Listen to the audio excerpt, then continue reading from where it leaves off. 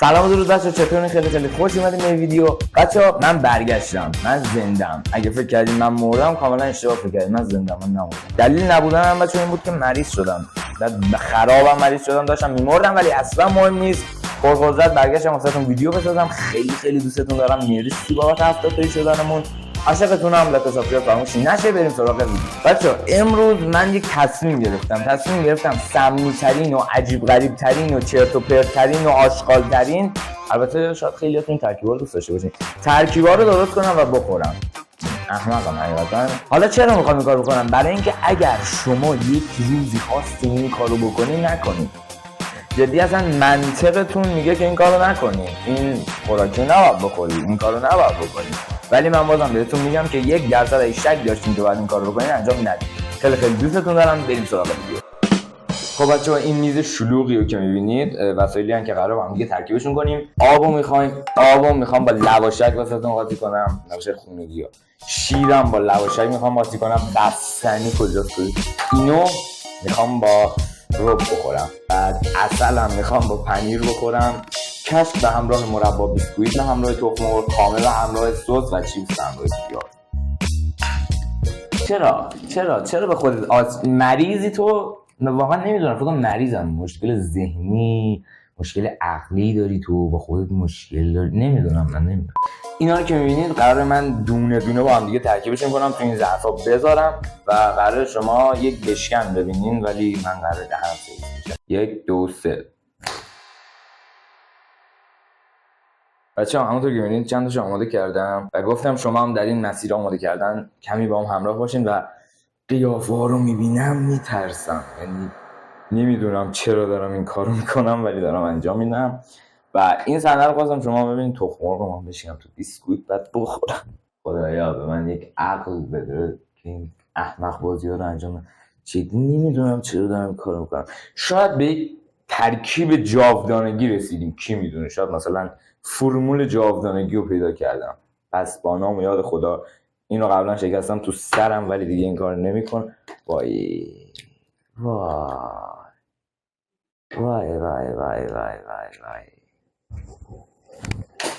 سن بیاد بزن.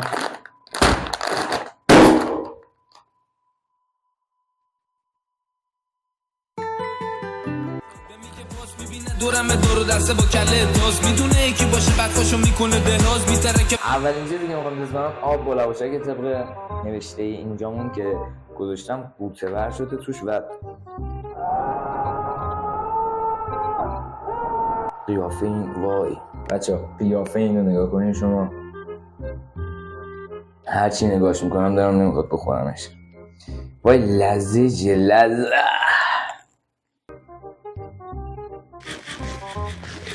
نظر لواشک میده یکم چنده شه بچه. بریم آیتم بعدی. بچم موهای صورتیه مثل کینگ کایلی فنم الا اکی فنشو میشناختی. این خیلی منطقیه. این از قبلی خیلی منطقی تر. و این هم مثل همون لذیذ شده و بریم دیگه. با احترام به تک تکتون من اینو نخوردم، انداختم. وای این افتضاح. با یه آمپول اومدم من 6 سال پیش که فنشی میگه فنم پیش بار بیش. قیافه اینو نگاه کن. بستنی به خوشمزگی. من مریض این شکلیشه. خیلی ربه کمش میکنم. اوف.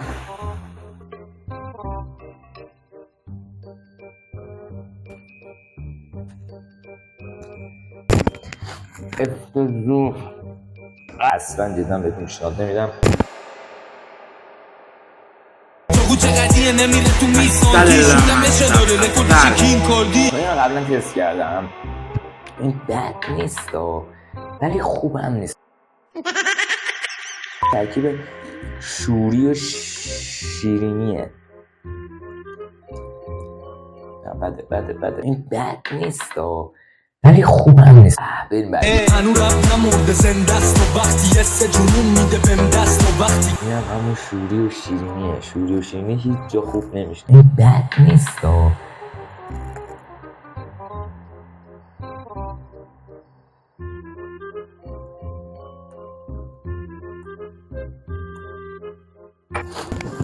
افتضاح، یکی از یکی افتضاح تر، یکی از یکی مزخرف تر، یکی از یکی گوه تر. گوه این گوه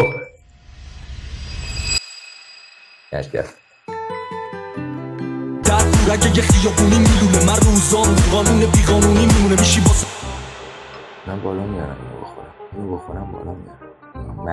مریضم اصلا اینو میزنم توش دردش بشه نمیده که اینو قشنگ بزنم تو که نگین دبه کردی نخوردی. آماده باش دیگه دستمال بده.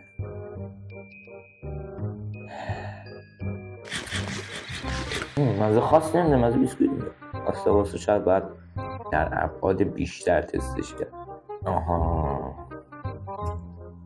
بچه ببین خیلی ها شاید اون حالتون از این به هم بخوره، اما من ورده شخمه و حالت عادی خالی دوست دارم. خوشمزه است بمونیم ولی بلند میشی اخواب بالا سرت به 3 تا فضایی تا چشاتو میبندی توی عبادتگاهی. 3 تا سس داریم، سس انار، سس گوجه فرنگی و سس 1000 جزیره. من خداحافظی میکنم همینجا باشم.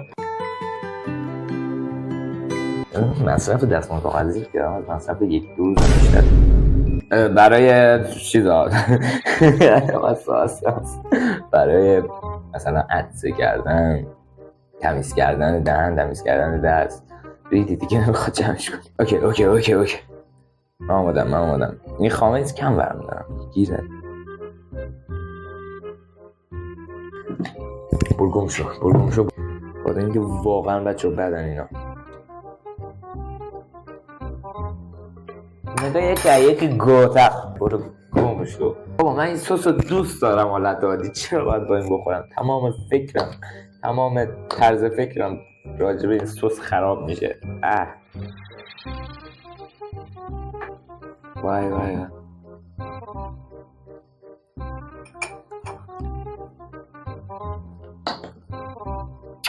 نه که بگم خوب بود ولی قابل تحمل بود، یعنی اینجوری نیست که بخوام بالا بیارمش، اما قابل تحمل بود و خامه رو بعدم چون به اون مسئله بخورد.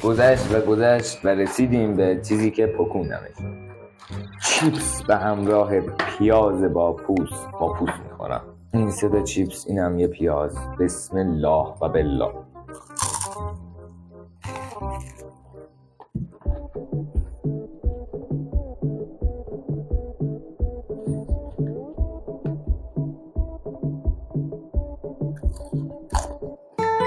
این مزه خاصی نمیده، فقط این طعم پیاز و طعم چیپسه، یعنی کاملا جدا از هم.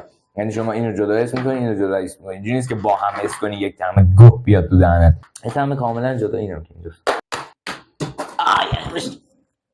مهم نیست. خوشمزه چیپس نمکی هم خوشمزه. یا آقا این بود از این ترکیبات سمی و به شدت مزخرف. و الان من اگه دفتر رو بردارم میخوام نمره بدم به ترکیبیا. آب و لواشک که مزه لواشک میداد 7 از 10.